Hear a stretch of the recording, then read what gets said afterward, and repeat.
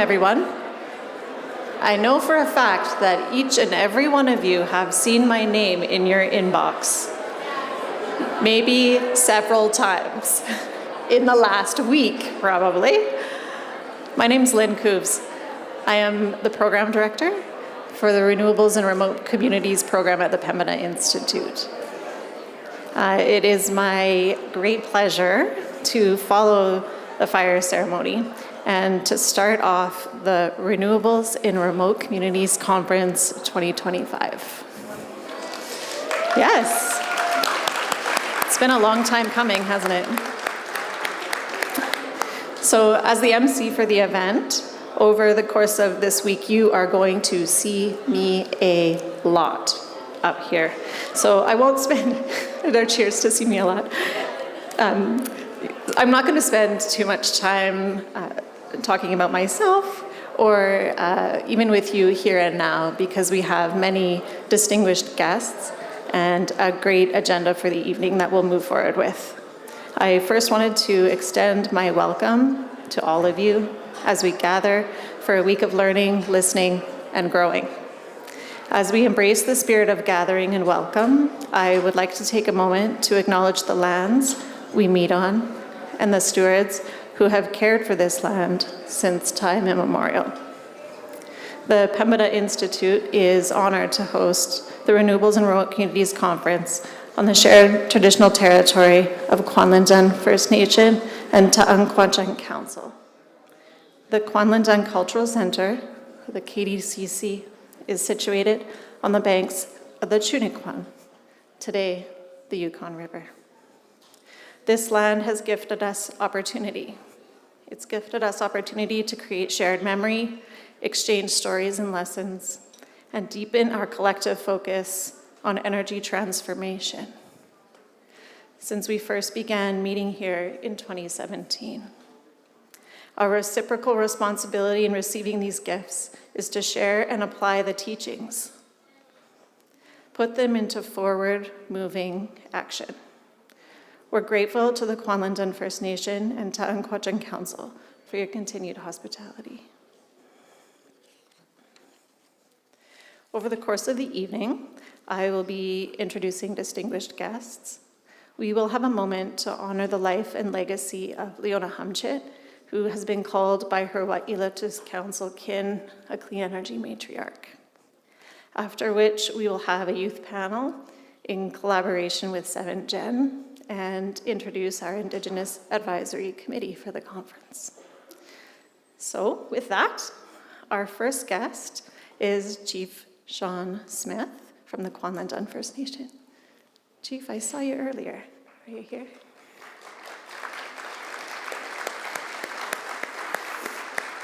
There he is.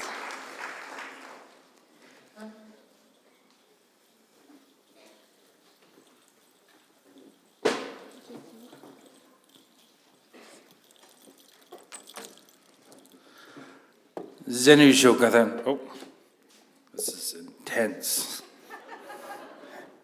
If it's intense for me, then I could just imagine what it's for you. So, Gunishtish shonen nanichini dejrawada Kwanlin ku mai chunikwan ada gaada. So it's really good to see everybody here within the Kwanlin House, the Cultural Center, beside Chunikwan, as was mentioned, is the name of the Yukon River through this area. The rest of the Yukon River is called Tagasho, which means big river. But Chunikwan is a special place because it really describes this whole area within, the Whitehorse downtown area, but also how important it is for people to come here because during those times of harvest and salmon and celebration and gathering over many centuries of our existence for our people here.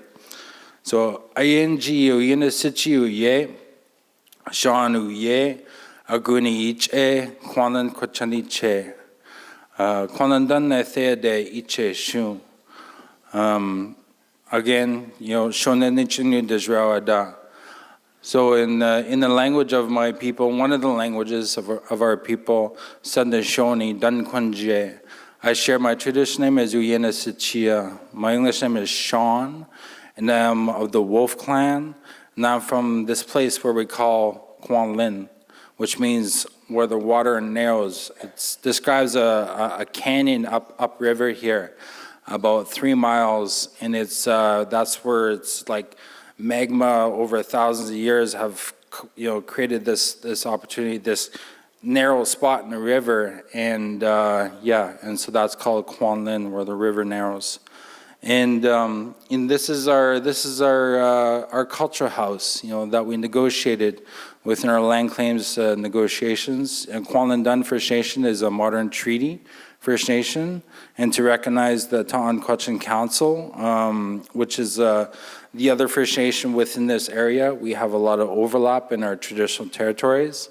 And so this land was really important for us to come back to. And I got a song that I'm going to share in a bit that describes how important those negotiations were over the last 50 years. So in 1973, a number of our elders and leadership, they came together and they put together a document. And it was to call for a land claims negotiations, the beginnings of that. And so that was really monumental in terms of us as First Nation people, Aboriginal, Indigenous people of this land in our traditional territories in Yukon, and for us to begin having those discussions as to what tools that we can provide our future generations with.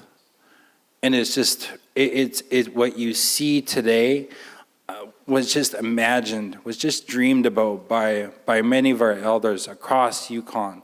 And those are really important pieces as we do this work to bring things back, to find connections, to find our identity in a good way through our culture, our language, who we are as First Nation people, but how we work together as a community with non-First Nations and for us to build the things that we need to do for our future generations to be successful and well and taken care of in a good way.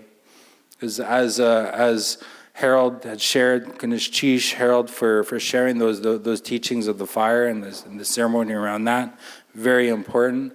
I also recognize the Dene drummers, Uyenets'echᶖa, for sharing those important songs and doing those recognizing those losses we have in our communities. So if you see both the crow over on the right-hand side and then the wolf emblem, those were actually designed by my brother, my little brother. So, but he's an amazing, accomplished artist, and he did those for the Culture Center a number of years ago. So in Yukon here, we're a matriarchal people, and so we follow our mom, and our mom follows, their mom, and so that's our line of how we connect to our moiety. And our moieties, the wolf and the crow, they were put there for a purpose, to make sure that we didn't marry into our own community and our own family, right? So I think important things that maybe some other colonial empires didn't follow those rules too good. So I'm not going to say anything else, but those are history lessons, right? We try and learn from the past and learn what other people do. And I think those are the teachings that we were provided with from the last 10,000 years. We had people that knew the land inside out, knew our rivers, knew how to take care of things, know how to create traditional laws and rules to guide people to ensure that we do things in a good way. And I think those are really important things, and I really acknowledge all the elders, all the leaders who taught me, but who taught many of our generations in our communities, our leaders, our elders, in that continual flow of how we always ensure we leave behind us in the things that is going to help our next generation be successful. So those are my thoughts as a leader. I'm always charting out who's coming up behind me, what sort of trail that we can move forward with. And to be honest, it's some days it's easy, and some days it could be very, very challenging. But it's those things that we do together in a circle, as in the circle around the fire, and our circles that we have within our communities, our areas that we connect to, and we can move forward, we can problem solve, we can be innovative, we can be creative, and those are really important things that we need to apply into our path moving forward. So just to speak a little bit about the land here, because some of you probably haven't come here before. And so we have over, probably as you guys noticed, if you flew in, within the last couple of days, is our Eagle Hill Energy Project. And that's the Thait-O wind turbine farms up on Heckle Hill. It's called Heckle Hill. It's a German name, but it's actually called Thait-O, which means eagle's nest. And you go up there, and I think there's a planned trip to go up there, right? So when you go up there, it's the eagle's nest, and that's the best place for hunting and looking for the things that you need. And so when you look to the north, far north to Lake Labarge, you look far south to Marsh Lake, you can look to the east to the mountains as the sun rises over them, and you can look to the west to our relatives from Champagne-Ujak territory. So amazing spot. So that's called Thait-O. Down over here is called Golden Horn in English. It's called Sima. Say Sima.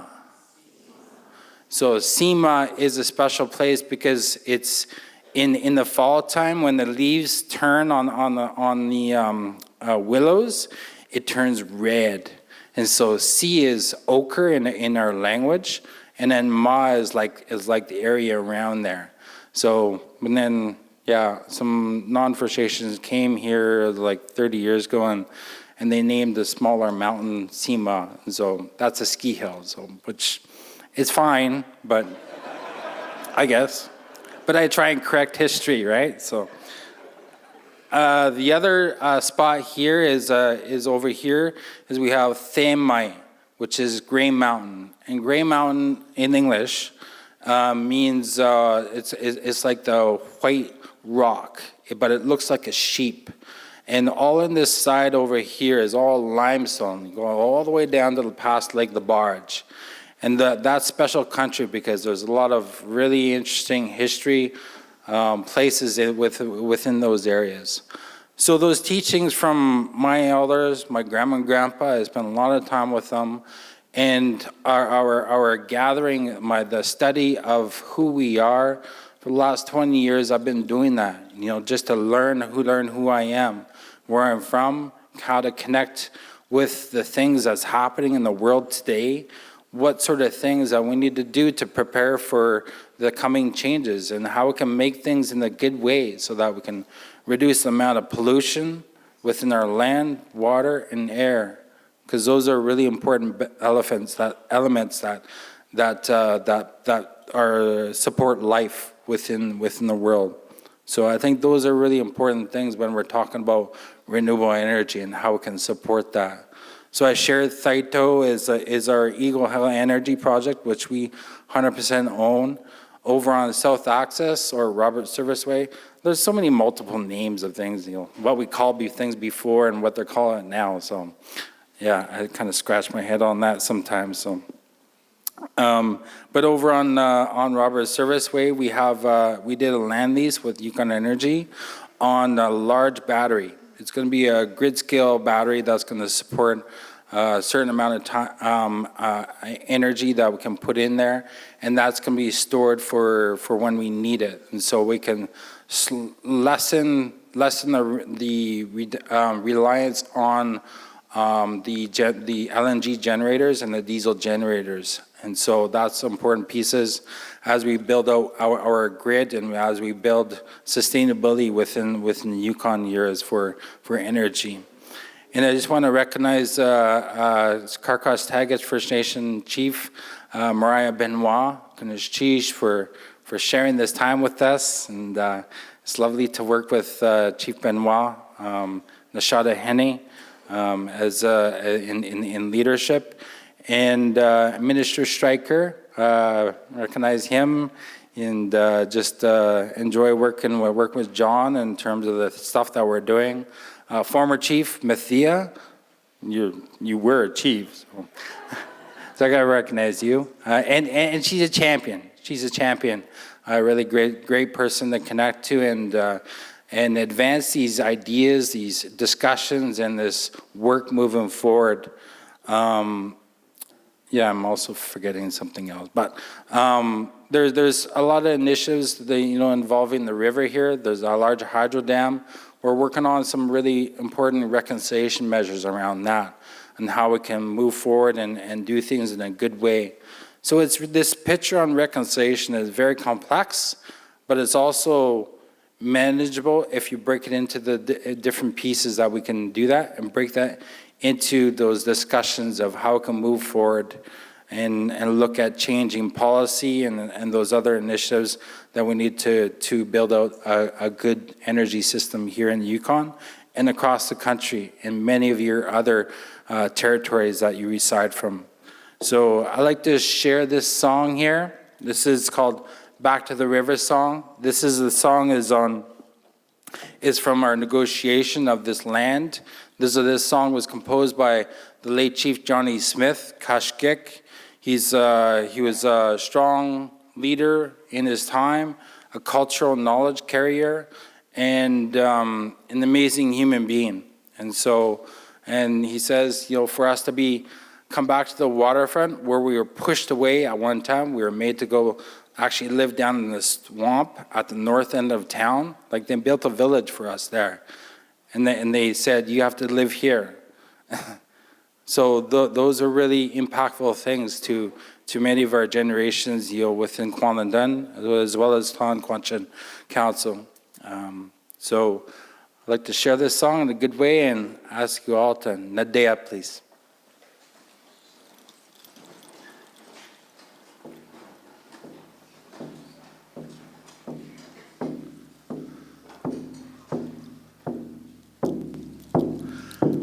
Hey, hey, ha, yeah. Ooh, yeah.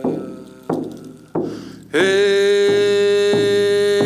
dusha, hina, ooh, ha, yeah, ha, yeah, ha, ha. You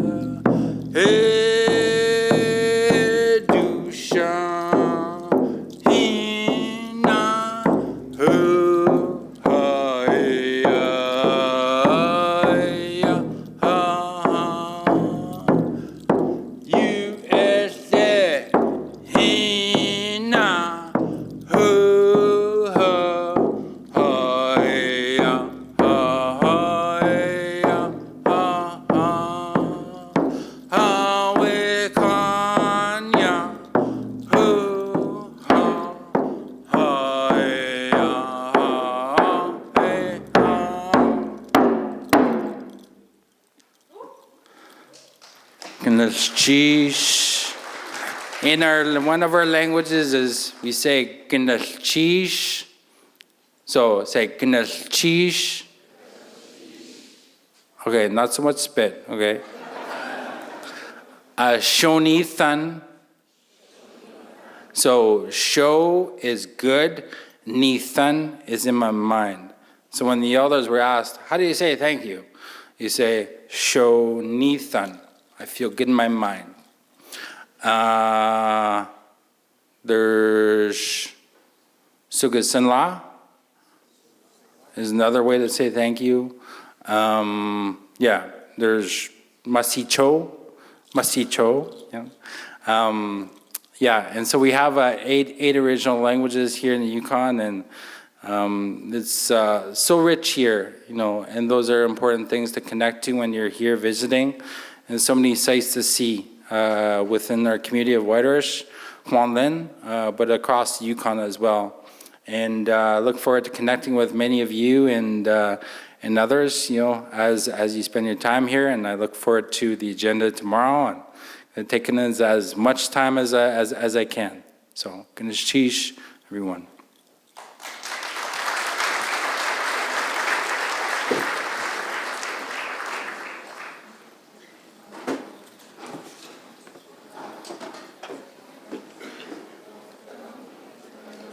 Thank you, Chief Smith.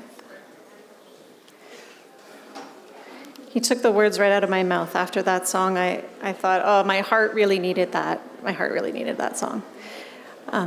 Before we move on to our next speaker, I just wanted to say I see a lot of empty seats in the front row, just like in the classroom. People are afraid to come to the front. If you have a spare seat at your table, can you just put up your hand? I'm thinking of those people standing at the back that may need. Calvin's got 2 hands up. His table's got a few hands. People at the back that may need to have a seat. There are some seats right here at the front. Any other tables in the middle? We've got a table here. I think there's a table here with a seat as well, so feel free to take it. While Chief Smith was talking, I got a WhatsApp message, and the WhatsApp message said to invite a youth to come and speak. Ethan Lavalle, are you here? Are you here, Ethan? Are you here, Ethan? Ethan, hey. This is very last minute. But I've been asked Ethan to invite you to come to the stage to speak right before Minister Streicker comes on stage. Thanks for coming up, Ethan. Okay. Thank you.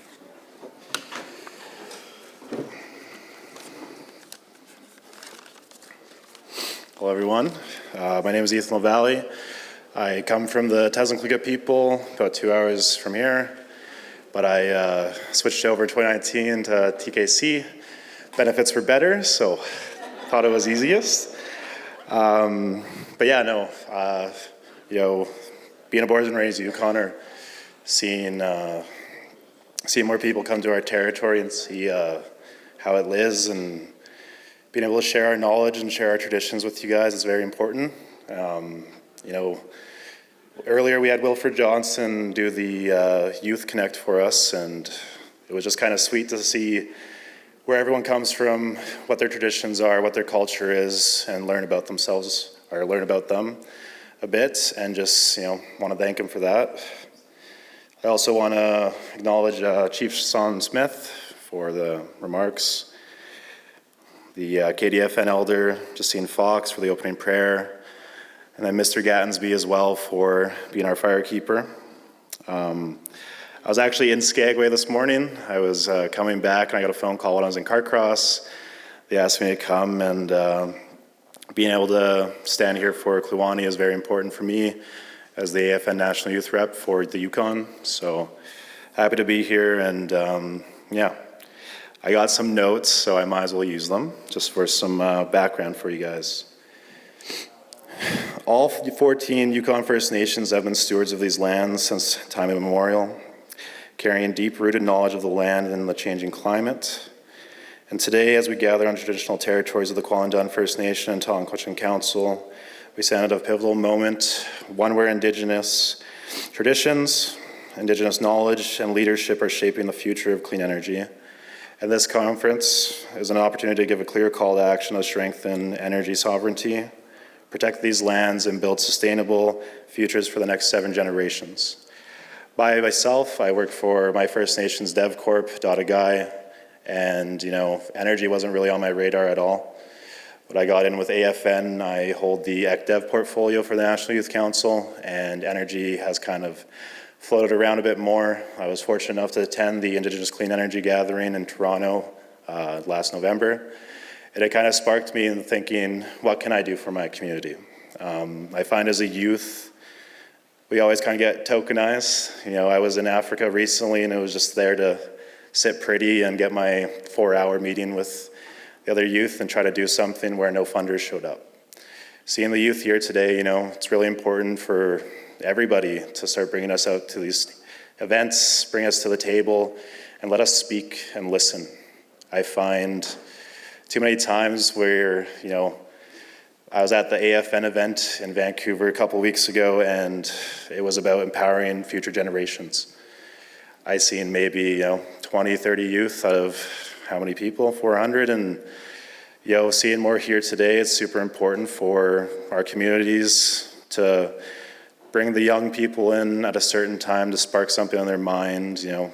I fought fire about 3 years ago, and now I do this, and I'm happy that someone was eager enough to keep pushing me until I finally broke and said yes. And I find it just, give them open door policy, let them come out, let them be more involved, and bring them to conferences like these.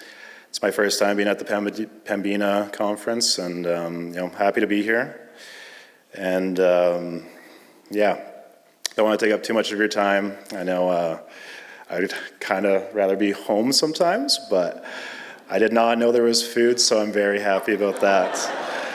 And Uyenets'echᶖa, and to all the aunties, uncles, youth, elders, stay deadly, stay resi, and I'll see you guys out there.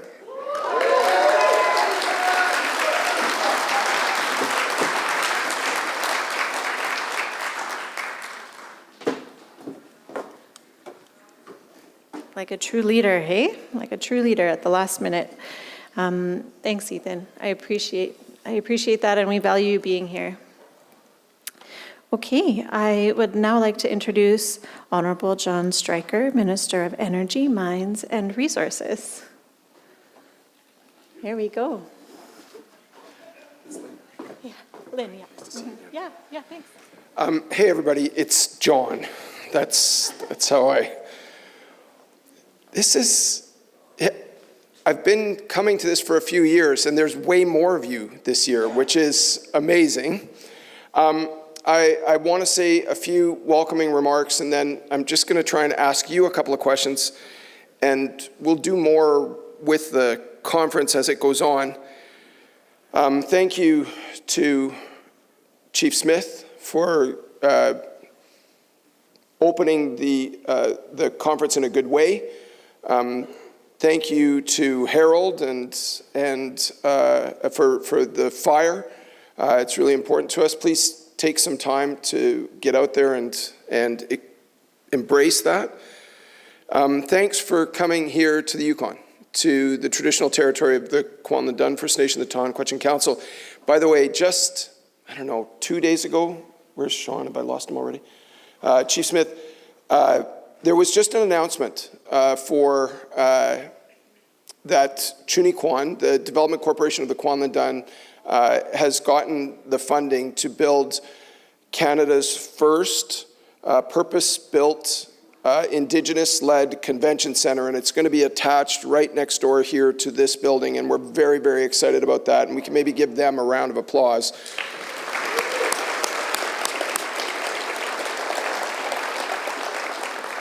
Mariah, it's great to see you.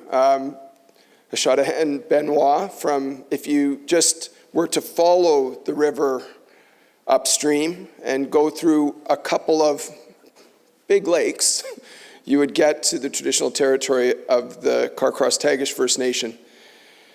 And this river here connects almost all of us together. Maybe not quite over to the Liard River and the Kaska Nation there, but for the rest of this territory, we're all connected by this river.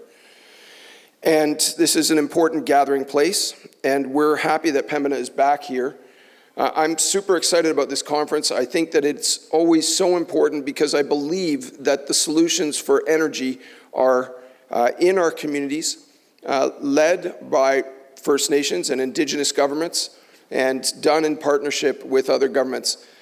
I just want to get a sense of where you all are from. Can I just, if you're from outside of the country, can you just stick up your hand so I know?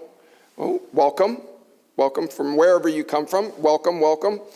I'll try and catch you later to find out where you're coming from, but thank you for coming here to Canada.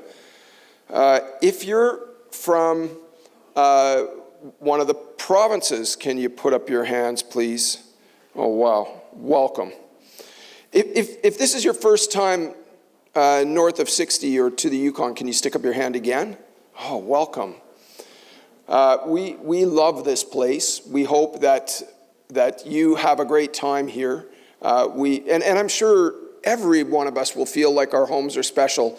And it's not to say that it's not a competition. It's just, it's so nice when we meet people who care about where they come from. And I think that's true of the people that are here.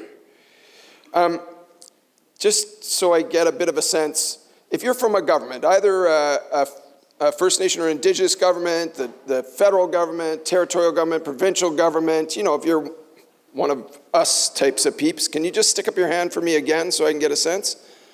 Okay, that's fewer than I thought, or else you're afraid to stick up your hands. Sorry, I should have stuck my hand up. Okay, and what the rest of you, are you community people? Yes, some. Are you sort of energy people? More, okay. And those things don't have to be mutually exclusive, I hope. We get that. And are you, would you describe yourself as entrepreneur? Some over here. It's like we cluster. Okay, well, just for a second, I'm going to build off of what Chief Smith sort of talked about.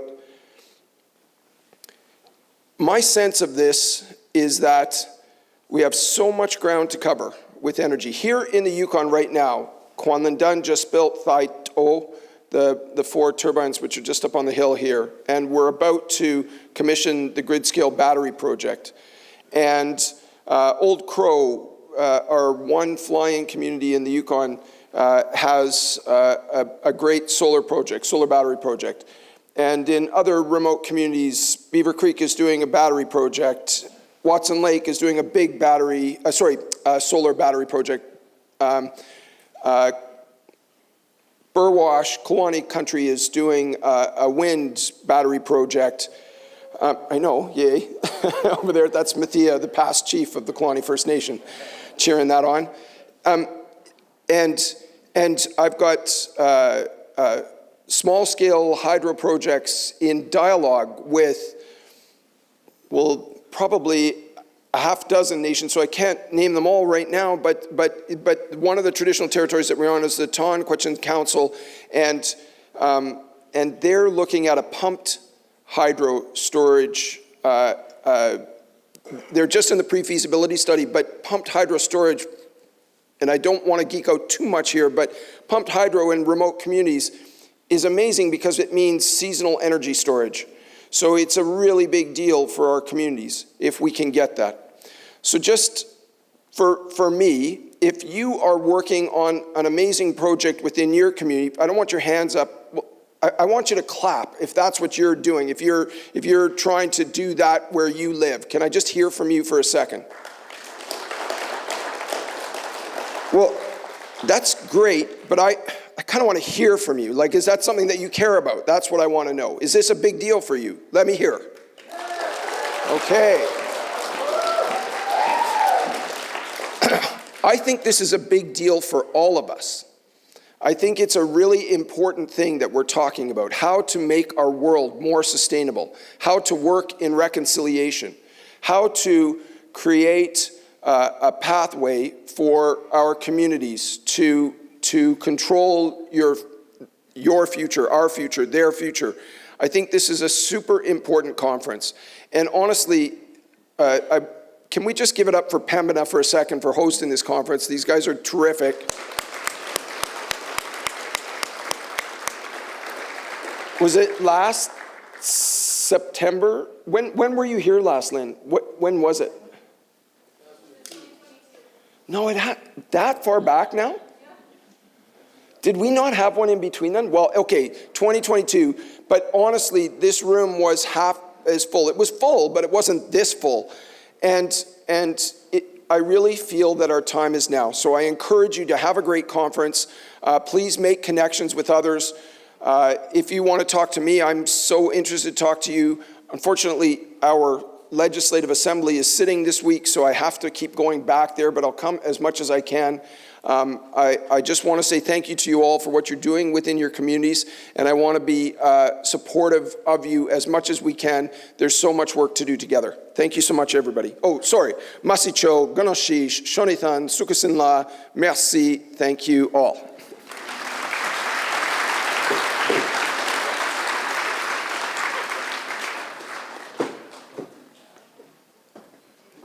Okay, I'll say John. Thanks, John. I mentioned at the beginning of the evening that we were going to take a few minutes to honor Leona Hamchit, and we're going to do that right now. So I would like to invite Trent Murray and Sean Brennan to come to the stage to do that.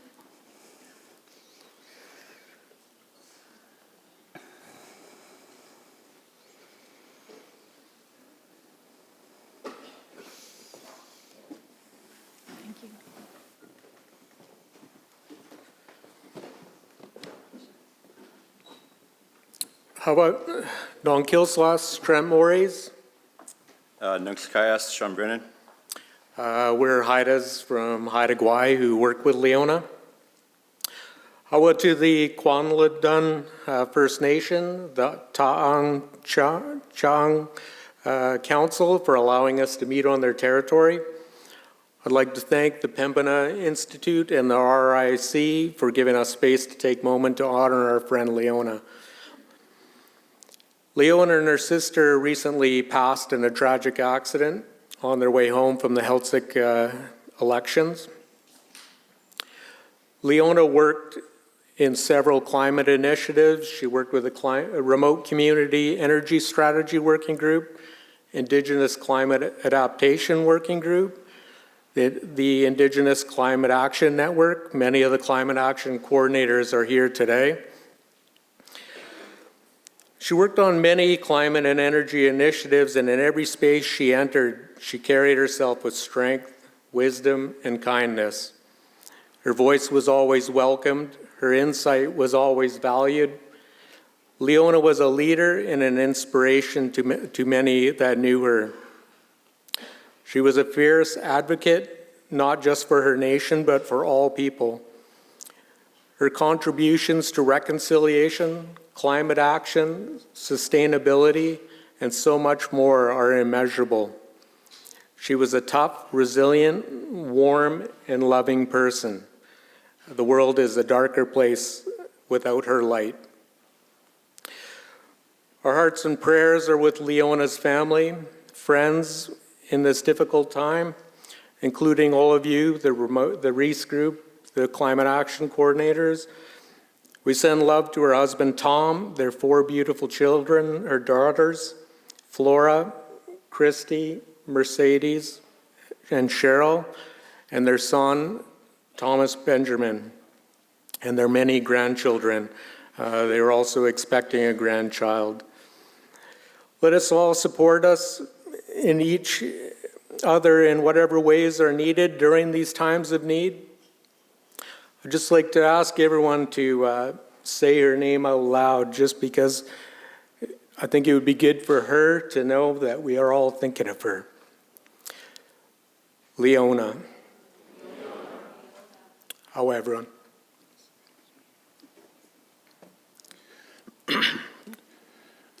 Leona was loved by all of us. We take away so many gifts from her that we will lift up and share with others. Gifts like compassion, dedication, traditional knowledge, teachings, and the primacy of kinship. Her words will ring in our hearts and souls about the delicate balance of nature and our place within it.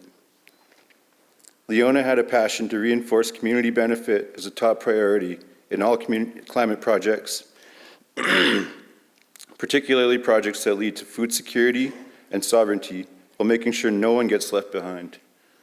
Her work will continue in our efforts to guarantee that we will lift up those who are still struggling or suffering, that the sacrifices of our elders are never forgotten. We will hold her up as an example of love, as the best way to be in the world, and we will never back down from a challenge of truth or transparency. Leona touched all of us within our hearts in immeasurable ways. We want to acknowledge what an enormous loss it is to our community. And for that short time that we got to walk with her on our life's journeys, we were all truly blessed.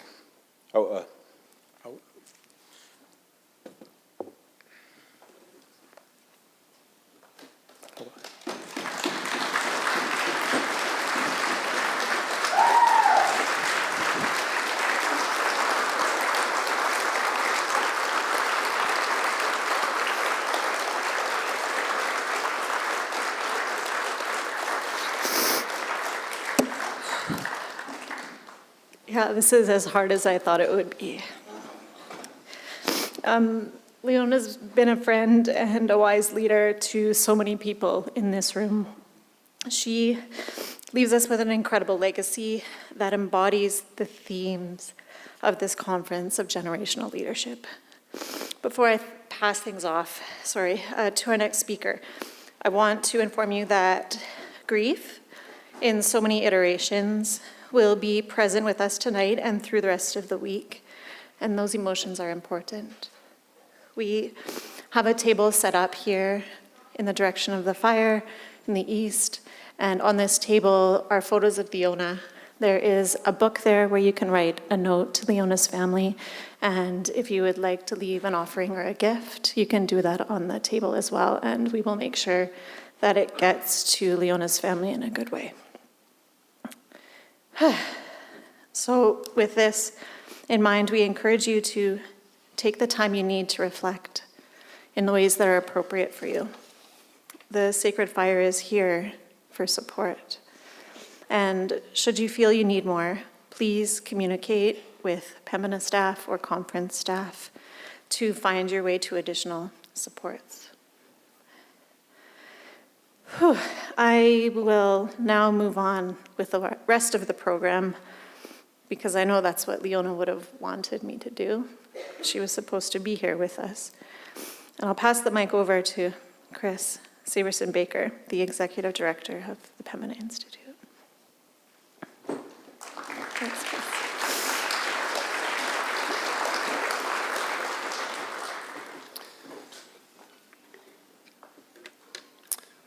Thank you, Lynne. Yeah, so I'm feeling that that Leona should have been here as well. So anyway, I'm sure you're all feeling the same way. But on behalf of the Pembina Institute, I would like to say thank you to our distinguished speakers for helping us with the welcome, giving us the guidance that we all need to set off for a really productive week of learning and exchange. I think this room is going to be filled with clean energy leaders like this, leaders from across Turtle Island, and I think it's going to be really fun.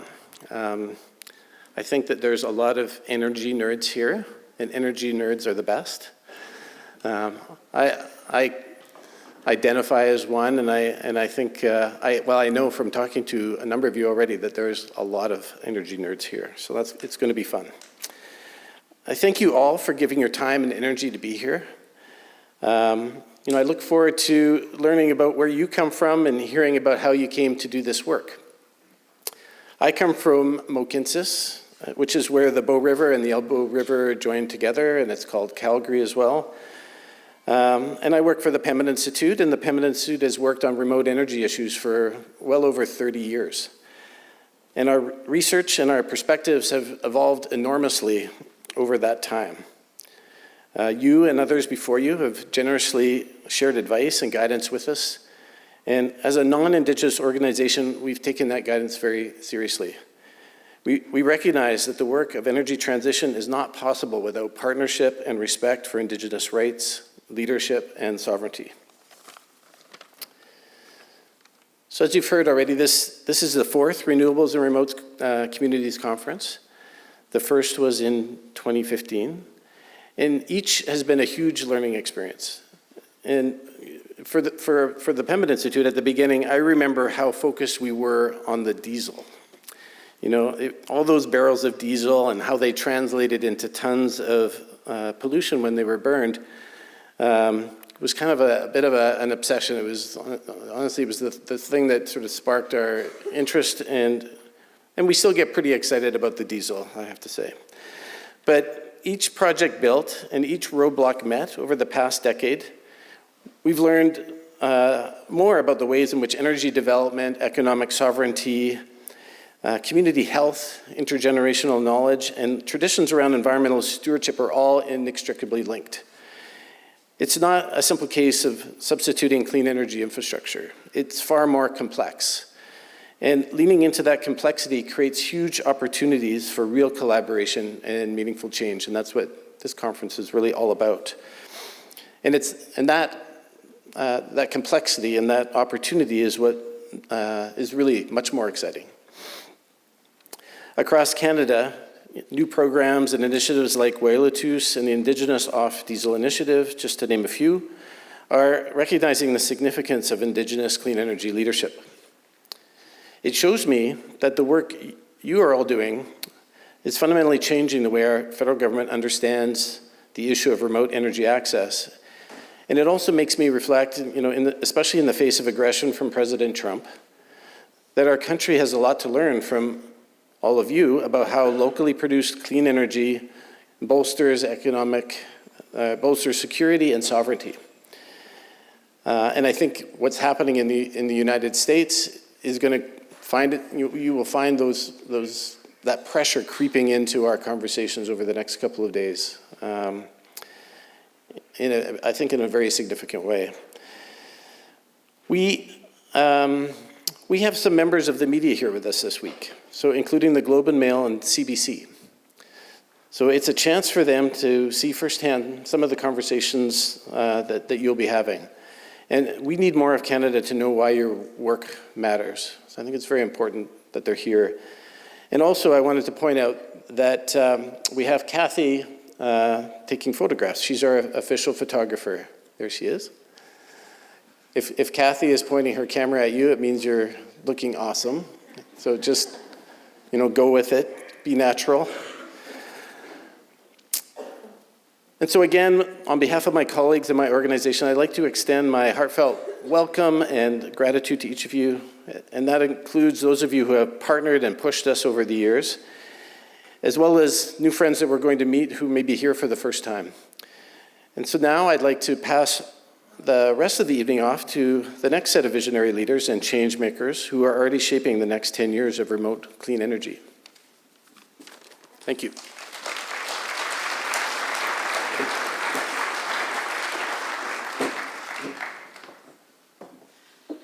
Thanks, Chris. Yeah, that's exactly what we're going to do.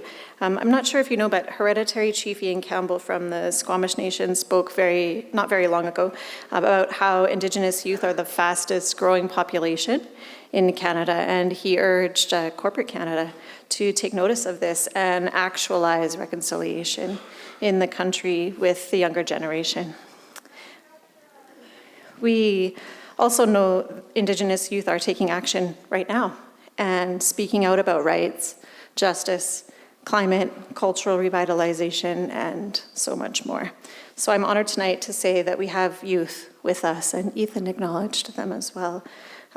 Please listen to these leaders and think about their words throughout the rest of the week. Serena and Ms. Kwäch'än are here representing 7Gen. I'm going to welcome them to the stage.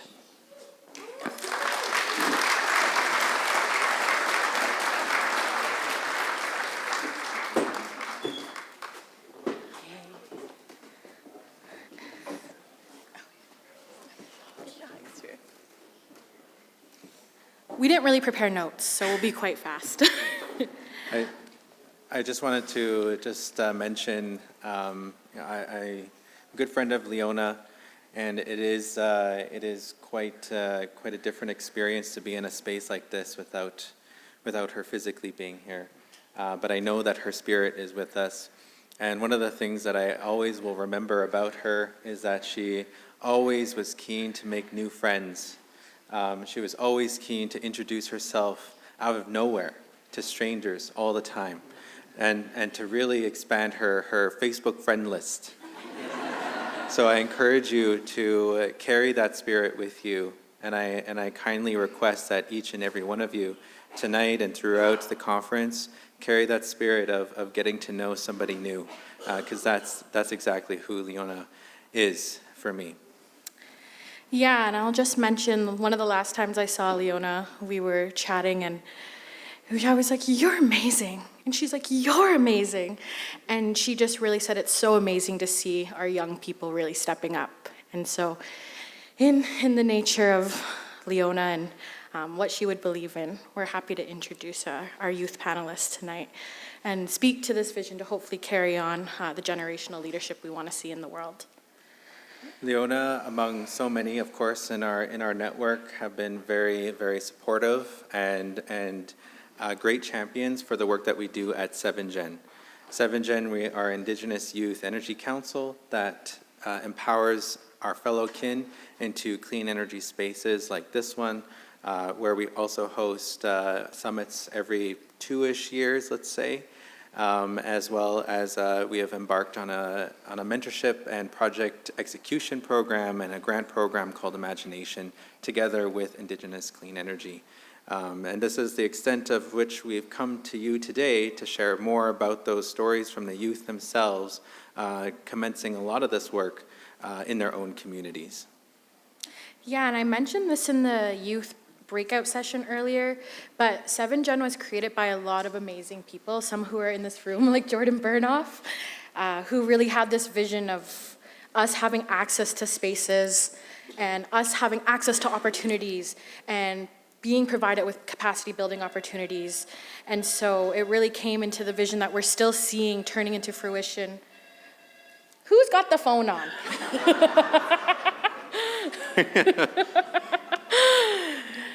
And we're able to see that today with bringing a delegation of around 10 young people, some through 7Gen with all of our northern delegates, as well as Jordan Burnoff bringing a delegation from her community.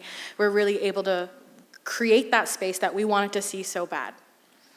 So as we heard from some of the opening remarks, we really want to champion and empower our fellow young people into these spaces. I just want to share that I owe it to 7Gen and communities like Pembina that offers this space, Indigenous Clean Energy and so on, for offering me so many spaces and unique experiences to really grow my clean energy experience. In 2019, I didn't know anything about clean energy, and now when I look back, I'm on the board of the Pembina Institute and of Indigenous Clean Energy, and I have a very well-established, I like to say, career in energy storage, and something that I find very, very fulfilling and exciting. So I owe it to the space that is offered by 7Gen. And now that I've just turned 30 and in this position, it's time for new leadership. It's time for the next generation of young leaders to take on this platform and really bring 7Gen to the next level. Yeah, it's a really exciting time and lots of transition, the just transition as we see it. I came into 7Gen 5 years ago. I've been working in clean energy and climate for around 8 years, since I was a teenager. And it's a very lonely space, especially in community sometimes when your community is ill-informed of what's actually going on and isn't involved within decision making. And when I came into 7Gen, that was the community I needed to be around young people, like-minded individuals, where we could build solidarity and support and have that community to rely on. And so with that being said, though, it's been 5 years, so I think it's time to retire. Yes, I think on behalf of Serena and myself, we're pleased to announce our official retirement from the 7Gen Council. It's been great, y'all. And with that being said, we would like to welcome up one of our new co-chairs, Lynne Mitchell, who has been part of the Seven Gen Council for the last year and a half.